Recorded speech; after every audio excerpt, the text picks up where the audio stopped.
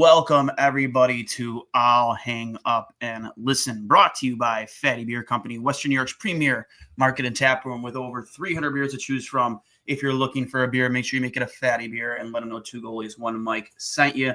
They have live music, entertainment, trivia at all locations, so make sure you go check them out. You can find them at Fatty Beer on Instagram and Twitter or fattybeer.com. And as always, Buffalo Logo Apparel when it comes to all of your locally designed Bills, especially Bills apparel. They have some Sabre stuff too.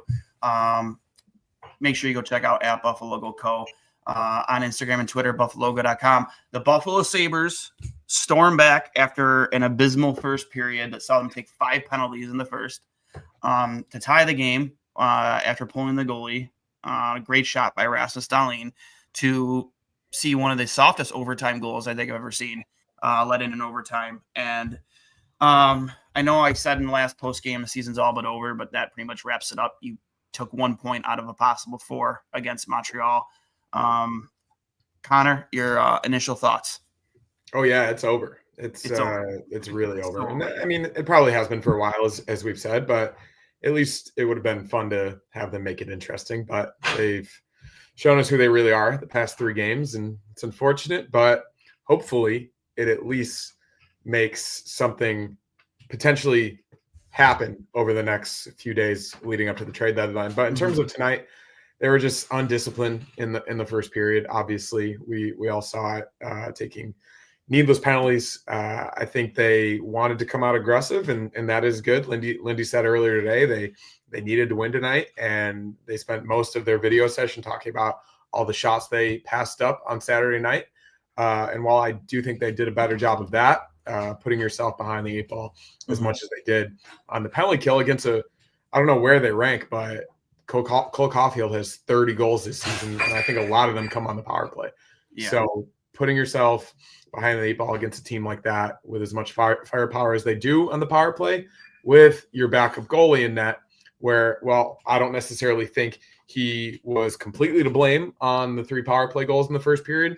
You potentially probably could have gotten a save on at least 1 or 2 of them had UPL been in there and been at his best. So, it's tough to come back from, but credit to them. They had a really strong second period despite only getting, I think, 1 goal out of it. And, it came back there in the third as well. So you do have to respect the fight, but at the end of the day, there are no moral victories for a team in last place in the Eastern Conference. 12 points out of a wild card spot, 13 going on 14 years out of the playoffs. So no moral victories here, but at least it wasn't an embarrassment. I think, jokingly, I'll say this. I think WWE Raw tonight in Buffalo got a louder reaction than the Sabres have gotten all season compared to I was watching going back and forth between both. And that's just kind of sad. Real sad for the state of affairs of the Buffalo Sabres. Going back to the penalties, I think was it 5? Was it 5 or was it more than 5? It was 5, right? 5 in the first, yeah. 5 in the first. I would say the first 2 were very soft, but still, you got to stay out of the box. I'm not sure how many penalties they took total, but I know they give up at least 2 power play goals, and then they give a shorthanded goal. Special teams is just abysmal, and it just makes you think, like, what if this team could have at least turned around the power play for this season? Like, where would they be? Because this has been 2 straight years now of a power play that has been legitimately non-existent. And you have guys that should be able to perform at a high level on the power play. Guys like Paterka, guys like Kulik, guys like Dahlin, guys like Tage Thompson. Like, so much firepower in terms of, if you're going to be top line heavy in terms of your power play. Like, how do you fix this, Connor? I've said it all year long, just more creativity. It's a lot of standing still, guys standing in the same spots, nobody moving. They're in their same stationary spots surrounding the net, and not too many opportunities in front of the net as well. Just a lot of long distance shots, hoping for a deflection. And I guess that's good, but you don't really have a strong net front presence as well. So it's definitely not good enough. And that comes back to who's running it. And that's got to be Seth Appert, at least from what we've been told. And the Amerks power play last season wasn't particularly good either. So I think looking towards next season, finding an assistant coach with a actual tangible track record of success on the power play is absolutely vital for this team. I never know if Lindy was able to completely choose his staff. I imagine Appert's going to come back given how much he's done within the organization, but bringing in a power play specialist even, I think, would do wonders for this team because, as you said, where would they be if they had a better power play? Probably 6 to 8 points better, I would imagine. And that would puts you in the conversation in the Eastern Conference given how much parity there is in the bottom half. So I think that's an absolute necessity. As you said, you have the guys. You have Tage Thompson firing 99-mile-per-hour one-timers from the half wall past one of the goalies for Canada's Four Nation team. He's no slouch, and that is not an easy shot to execute, and he does it on a consistent basis. You have one of the best offensive defensemen in the league. Alex Tuch, a consistent point producer in a relatively good net front presence. Yuri Kulik is basically not necessarily Tage Thompson's complement, but he's what Victor Olofsson was on the right side with his one-timer, as we saw with the goal on Saturday night off a really good pass from Dahlin. So you have the guys, just no substance of any type of plan whatsoever to be a consistent NHL power play. So it's got to change, and we've said it for years, but hopefully 2 straight seasons of ineptitude will actually make it happen. Yeah, I mean, when it comes to Seth Appert, like, even said it last year. I mean, they had a decent team last year in Rochester, but you could really honestly put a lot of that on the shoulders of Devin Levi and the way he performed, especially down the stretch. He was fantastic for them in the playoffs. To your point, not a very good power play unit down in Rochester last year. I mean, they have the best record in the league this year, so clearly they're not missing. Yeah. So clearly they're not missing Seth Appert that much. No, not at all. So that begs my question, like, why do we need Seth Appert back next year? Like, why? Yeah, I don't necessarily think we need him. I'm just sort of saying how I think they're going to operate with this, right? Oh, I know. They're probably going to keep him on. I'm just saying it out loud. Like, what has any of these assistant coaches done? Marty Wolford, Matt Ellis, and now Seth Appert, that justifies keeping them around another season? Not much. Like, a lot of organizations, they would have been gone already, but any stable organization with competent ownership, for sure. A competent owner would have allowed the GM, or competent GM would have allowed the coach to pick his own staff. You can't talk me into this was the staff Lindy wanted. There's nobody on this planet that can talk me into that other than like Lindy himself. Then I don't even think I would have believed him if he said it to me. Put him on a lie detector. Yeah, get him on the lie detector. Get him on Maury Povich. Well, polygraph team. But you want your analytics? Let's put a polygraph on him. Oh my God. No, I agree, and we've been saying it for months now. It was a surprise that Appert was their big hire and retaining most of the staff that obviously didn't contribute much last season, and especially the power play. We said it before the year. If they didn't get back to their 2022-2023 level, it was going to be a death sentence for this team. They've been pretty good at 5-on-5 this season. One of the best teams at 5-on-5 in the entire league in terms of goals scored and shots created and shots against. And I mean, yeah, that's great if you can have that. But if your special teams aren't performing, that's going to be, like I said, a death sentence. And it basically we got Kevin in the chat. Hey guys, about to do something. I promise. Wow, what if that was actually him? Yeah, it'd be fantastic. But no, unfortunately, in relation to that, as the reports are coming in, and I don't place too much credence on all of these things you hear leading up to the trade deadline, because at the end of the day, a lot of them are a smokescreen to get teams to bite or to do something. But I do think the Sabres have at least taken a stance recently that they're not going to trade their players for prospects or for futures whatsoever. I mean, I don't necessarily want that as a fan, as someone who's invested in the team as well. But you also do want to see something happen, especially with the lower level contributors and the underperformers on this team. Obviously, Henry Jokiharju, basically the entire fourth line. Even the guys like Jason Zucker and Jordan Greenway. I love Jordan Greenway. I love Jason Zucker, but they're not necessarily the guys that are taking this team over the top at the moment. So I don't, unless something drastic changes, I don't necessarily see something big, even like a Bo Byram for Casey Middlestat, like we saw last year, happening. So I'd love to be proven wrong. I would love a legitimate hockey trade to shake things up, but I don't necessarily think it's going to happen. Yeah, I don't think so either. We saw the report, Scott, today from Darren Drager. If you caught the clip that we posted from Two Goalies One Mike earlier today from the 32 Thoughts podcast from Elliot Friedman, I think that's been the consistent message, at least according to Elliot, all season, is that they are looking to make a hockey trade, not a trade for futures, not a trade for prospects.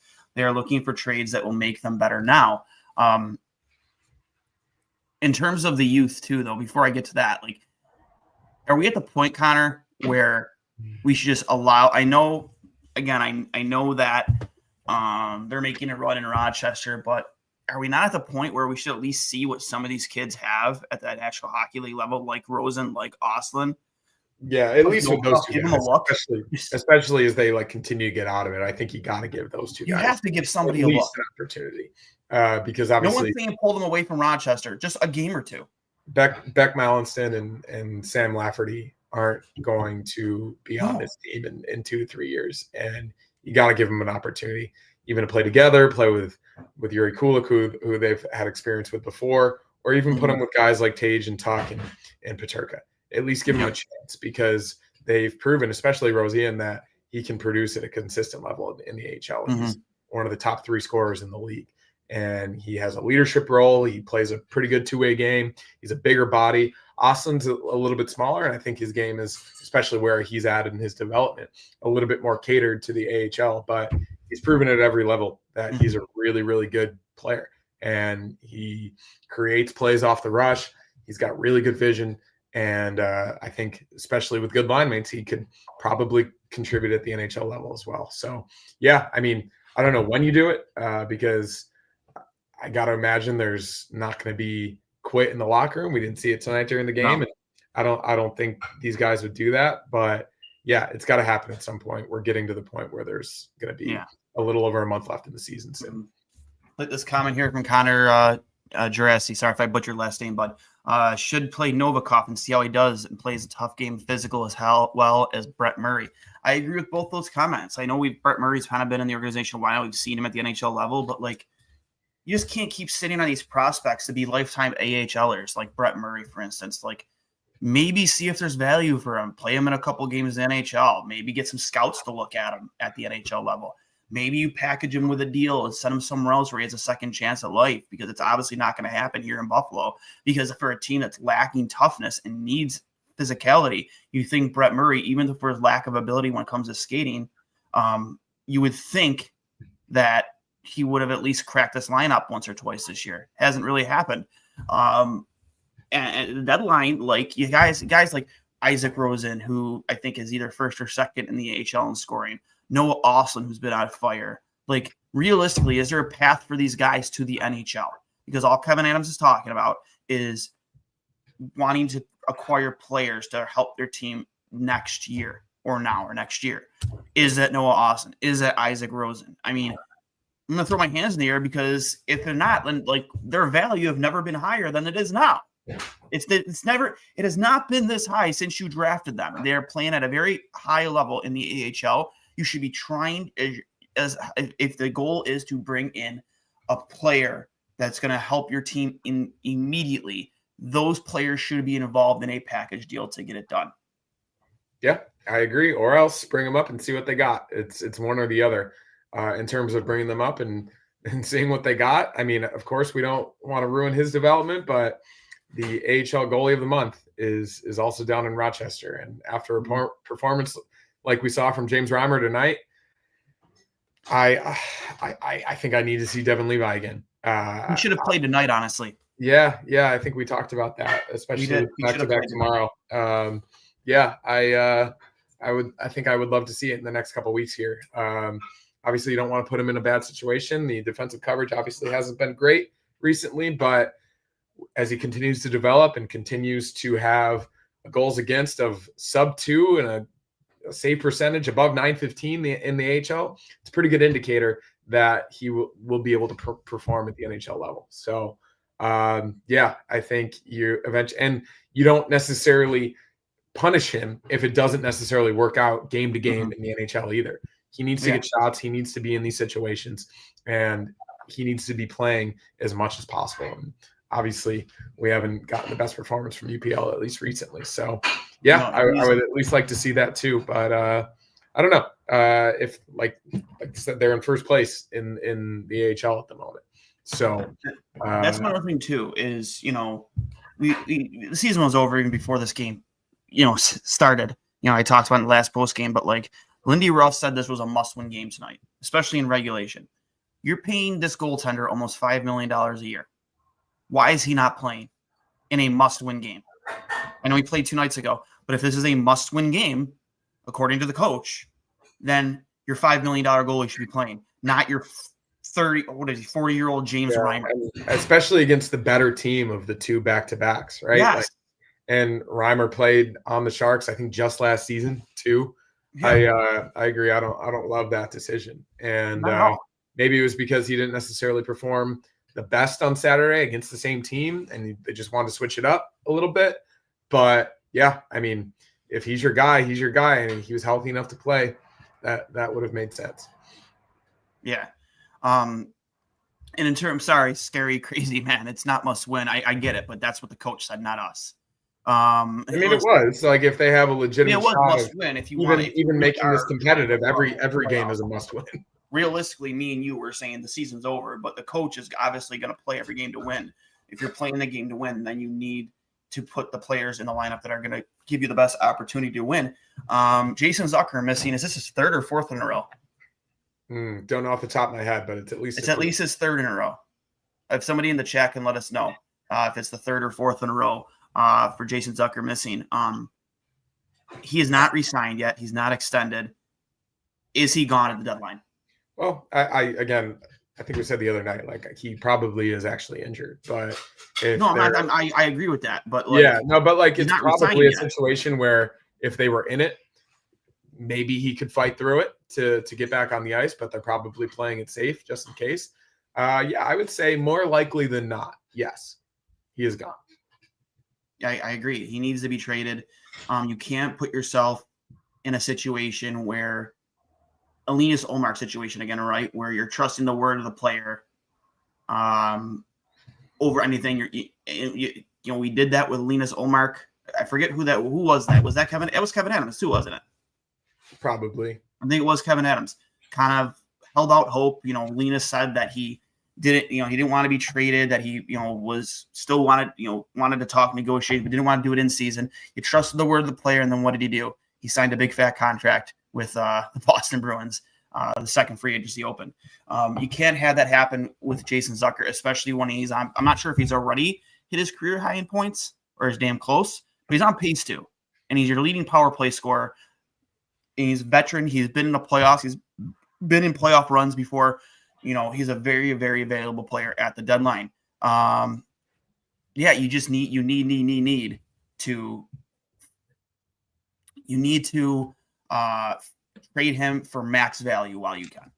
Yeah, no, I agree. And if that's packaging a pick and a prospect to make it more desirable for this current roster to not just get a future, then hopefully you can do that as well. But I think GMs around the league, especially trading with the Sabres, they're not necessarily sure how these guys are going to pan out given the level of organizational ineptitude that's existed for 15 plus years now. So it does make trades harder. Mm-hmm. And that's not necessarily the player's fault or Kevin Adams' fault, but that's at least the perception around the league. But yeah, I would at least, if they are set on doing it, trying to get as much as they possibly can to not only help this team now, but help this team next season, not 2 years from now.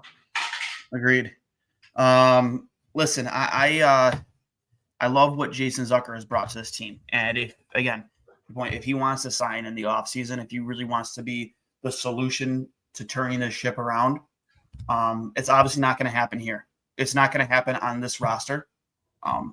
You want to go to a contender, a team like maybe a Colorado or a Florida, guys who was at New Jersey, is without Hughes now for I don't know how long. That it's a really scary looking injury. Even Florida. Yeah, I mean those players, a guy like him could fetch a very nice return at the deadline. especially with the year he's had. So if you're Kevin Adams, you got to stop holding out hope, in hopes that he's willing to stay. If he is not signed by midnight on Thursday, he needs to be gone. Yeah, I would agree. But again, I'm not gonna get my hopes up because I think he's gonna be careful, and maybe it's not the time to be careful, but I do think there is some trepidation for seeing guys go to another contender and having them succeed. At this point in Jason Zucker's career, I don't think that would really matter. He hasn't been here long enough that it would be that much of an emotional knife to see Jason Zucker win a cup with another team. I wouldn't care that much. I don't necessarily think the organization should either. Of course, there's a pattern that's happened with guys leaving and having success elsewhere, but at this point, it's doing whatever you can to get the most value possible of guys that aren't necessarily going to be here. And it's just the smart and logical thing to do. So I hope he does it. And that doesn't just go for Zucker. That goes for any guy that we potentially won't be able to sign after this season, or any guy that only has a year left. Connor Clifton, maybe he has more than a year left, but I think Beck Melanson signed a 2-year deal. Any of these guys. I mean, I know Jordan Greenway's said he's been all in, and he's obviously been a major contributor to the lineup since he's been in there, but he's also been injury prone, and he hasn't been available at any juncture. And I think he would be a really, really strong contributor to any playoff team. So you got to exhaust all options.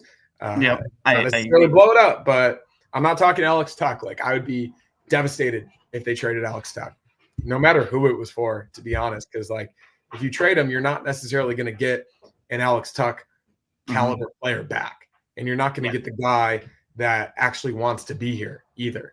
So I really hope they don't go to that level, and that goes for Bo Byram as well. But that's another conversation of a contract and if he's even going to be able to be here in the next couple of years.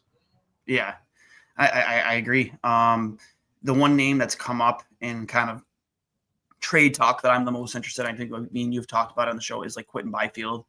Byfield, if he is really available, if he is legitimately available, which I don't know why LA would do that, but if he is, I mean, I'm willing to overpay a lot for him because I think he is going to be a stud. He's exactly what you need. Is, second line center who can throw the body, is physical, can score goals. I personally think he should have been the first overall pick in his draft class over Lafreniere. That's the guy. I mean, if you can't bring back Bowen Byram, or if he wants too much money, it starts there. And then maybe you add in another player or a prospect or a pick. But that's the guy. Byram for Byfield straight up. If they're willing to do that. Because I know Doughty's – I'm not sure if Doughty's a right or left-handed defenseman, but this could be his last year. I don't know. I don't know what his contract looks like. Doughty's right-handed. But, I think they're particularly weak on their blue line at the moment. So, I mean, almost every team I think would be interested in Byram in the right situation. But yeah, to get a former number 2 overall pick, power forward, I would a more skilled Jordan Greenway, an Alex Tuch type at his ceiling. I would say at least in the next year or two. Yeah, I agree, and I would love to see that type of thing happen, at least to inject some excitement into this fan base, into this organization. A guy with legitimate pedigree and like as we said, a very, very high ceiling. That's the type of player you need to bring in to the organization at this moment. And I hope he's able to do it. Changes the culture immediately. Because you're trading obviously a piece on this team. If it's not Bowen Byram, you are not trading a piece in this team that's part of that core group that's been doing nothing but losing. So whether it's Dylan Cousins, I don't know if it makes sense for them to trade a Byfield for a Cousins. It would be Cousins and more, personally. Or maybe you package Byram with Cousins for Byfield more and more. I don't know how that works. Maybe you get Byfield and futures picks. I don't know. I'd be willing to overpay because they do have players on that roster that have been said to be made available. I'd be all over that personally if I'm Kevin Adams. But again, I don't really have much faith in Kevin Adams personally. We're gonna get to some of Brian Koziel's comments here in the post game from both Lindy Ruff and the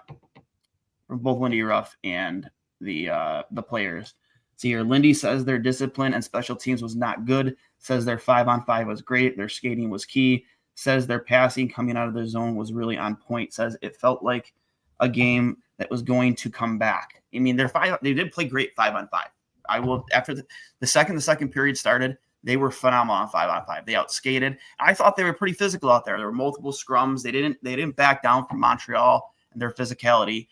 They have rats out there like Gallagher. They didn't back down. So, but it's just that same old story with the Buffalo Sabres, not being ready to play, guys not disciplined, just drives me nuts. Darlene is the captain. You have to lead. It doesn't matter the result. Says they have to get better every day. Said you just got to battle. Also from Darlene, says that they were in attack mode in 5-on-5, up and in, direct pucks to the net. He also says he took some really dumb penalties. Says he really liked their 5-on-5 game overall. Thompson said Zucker's absence on the power play is definitely a factor, especially his presence around the net. Thompson says the power play maybe they are overthinking things. They need to just rip shots and get their PK scrambling. He thinks they are maybe trying to force plays and the defense doesn't have to move that much. I mean, you just said it earlier. We're not obviously we're taking too much time. We ourselves are not moving enough to try and get them out of that box. Even cause some confusion. Yeah. Switch Darlene with Tage at the quarterback spot in the half wall and maybe do a give and go, like any type of opportunity to the bumper situation or on the right side, like anything possible to create movement and confusion is what's necessary on the power play. And they're doing none of it. Mm-hmm. It's really frustrating, just forcing passes to where they usually go to. And it's very predictable. Yeah. So it's got to change. And like I said, have a guy who's had a proven track record of success come in and overhaul it. Yeah. I have no faith they're actually going to do that. Yeah. From Connor here, on the power play, they pass the puck and then turn over the puck in the zone, and they have hard time getting back into their entries on the power play are abysmal. They're bad. They're so bad. They're it's almost to the point where they'd out there playing dump and chase. Like they can't enter the zone. Like they're trying to force it, and guys are just standing at the line waiting for it to happen for the most part. Mm-hmm. I do think it's gotten a little bit better because for a while there, it was basically non-existent, any type of controlled entry. And that's what you want, right? Like, but if you can have speed going into the opposite corner on a light dump to at least make a retrieval a little bit harder, then you got to try something different. That's the main theme of this. You have to adapt. If something's not working, you have to adapt and try to make it better, whether that's your entry or any type of in-zone setup play. Like nothing's actually working with any type of sustainable success. So you might as well try something different. And for the most part, they haven't. And that's what's really frustrating. It's the definition of insanity. Yeah, agreed. Before we get out of here, there's a lot of comments in here about Terry Pegula. Like how much does this fall? I wonder why. Yeah. Like you've been saying it forever. This is on Terry. This isn't just on Kevin. This is on Terry. At the end of the day, Kevin has been able to make trades, but it's inexcusable to literally not make a single roster trade in a season where you had a 13-game losing streak. I don't know. And Terry Pegula, who's always so visible with the Bills, I know it's a 17-game plus season compared to an 82-game season. But where is the presence? He flew into Montreal to give his little speech in the locker room and said, I believe the solution is in this room. No follow-up on that, huh, Terry Bear? No follow-up. 14 years, no playoffs. 14 years, no playoffs. And how could anybody sit here and justifiably say that this is not on the owner and the GM? Well, the GM was essentially his handpicked, no experience as we've talked about. Like given where he started and even where he is now in terms of like some of the trades he's made and at least some of the draft picks, like I think Kevin Adams, given those like very, very low expectations, I don't think he's been that bad. Like he's been not amazing by any sense, but like he had no experience as an NHL GM whatsoever. And Terry was just like, here you go. Here are the keys to the car and see what you do with it.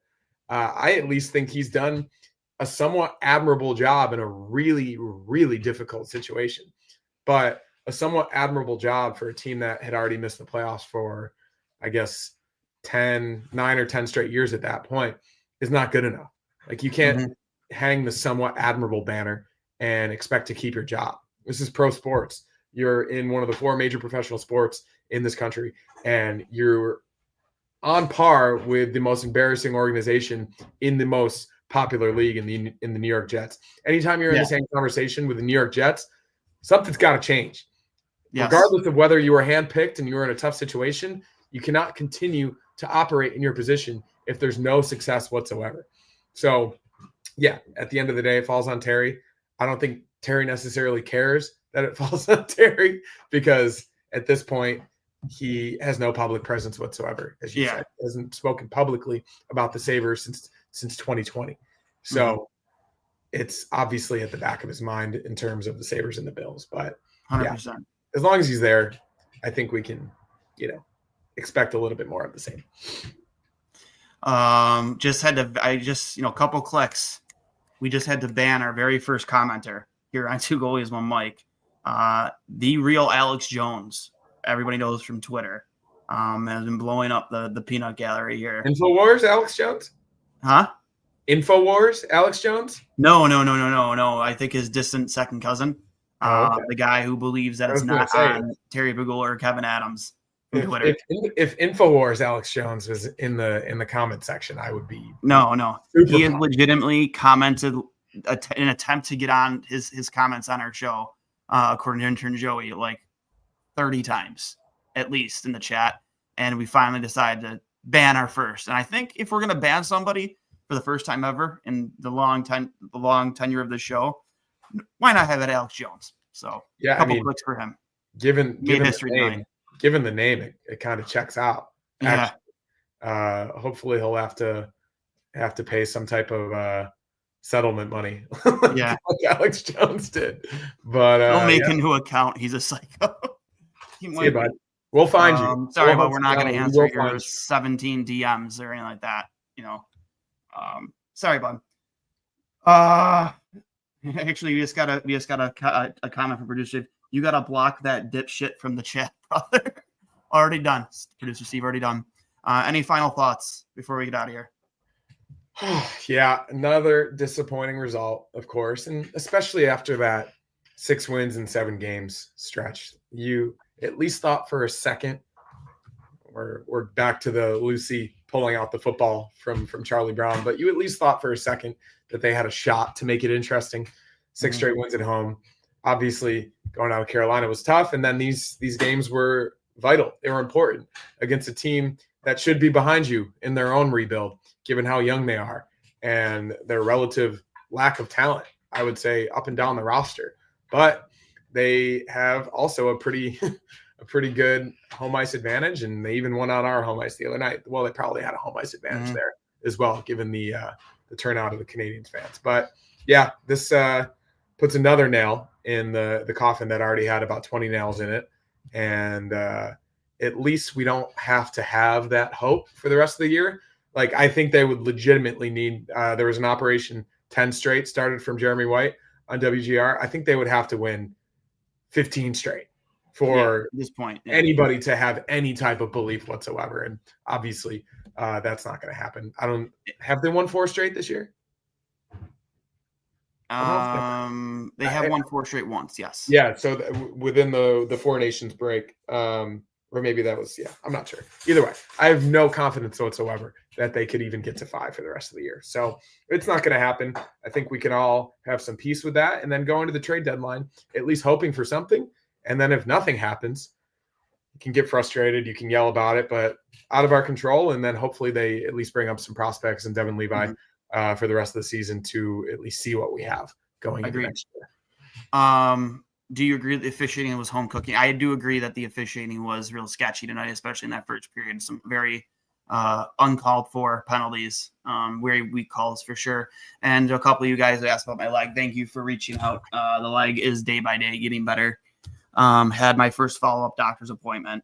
I have an 18-inch titanium rod, if you don't know it, now in my leg with 5 screws. Not sure how this is going to affect me hockey-wise in the future, but we'll see. My doctor did say I should be fine, but you never know with that kind of stuff. So just had my follow-up appointment. They took all the staples and sutures out. They said I'm on on track to make a full recovery. And I have my next follow-up appointment in a month. So we'll see where I'll start some physical therapy. I've got a titanium plate and 3 screws in my wrist. And how'd that happen? I broke both of my wrists at the same time back in high school. Hockey? But I got surgery like 7 years later. Once the movement wasn't amazing. And it's one of the best things that's ever happened to me in terms of my arm being completely back to normal for the most part. And obviously a leg is a little bit different than a wrist in terms of playing the goaltender position. But with modern medicine these days and physical therapy and occupational therapy and everything else, I think with the proper time and development, as we say, I think you'll come back stronger. So here's to that. From Brian Cozy, the Sabres are at 0.4% to make the playoffs, which is still somehow higher than the Penguins. You're saying there's a chance? There's a chance. Lloyd Christmas. We do have what happened. I slipped on black ice at work. My body was turning one way, and then I was slipping the other, and literally just twisted and snapped. But yeah, no, I appreciate you guys reaching out. If you have enjoyed the show, please make sure you subscribe to us. You can find me at Duane S39 there on Twitter. You can find my co-host there, Connor Hurley, at CHeroes13. You can find the podcast at 2 Goalies 1 Mike. Alex Jones just followed me on Twitter. Yeah, he'll probably send you a DM. I promise you. Open up your DMs right now. I can promise you there's a DM. Nothing yet, but he DM'd eagerly awaiting. He DM'd 2 Goalies 1 Mike, and he DM'd Built in Buffalo. So, and here's the thing, Connor, I didn't even tweet at him. Like he says, I've been sure. I don't remember saying anything to him in honestly last month. And he's convinced I am. So X, formerly known as Twitter, is a crazy place these days. It really is. It really is. But if you enjoyed the content, follow us on those handles. You can find us on Apple Podcasts, Spotify, and wherever you get your podcasts. But most importantly, I also Facebook too. You can find us, search our names out, and 2 Goalies 1 Mike, Built in Buffalo. And if you are watching on YouTube, please do us a favor. Make sure you hit subscribe and the bell notification so you know when we go live. And please hit the like button. Everybody in the chat right now, if you're watching on YouTube, hit that like button. It helps us a lot with the algorithm. It really does go a long way. Leave a comment just like you are. This community we've built here all season long. You guys have been ride or die with us. Me and Connor couldn't appreciate more.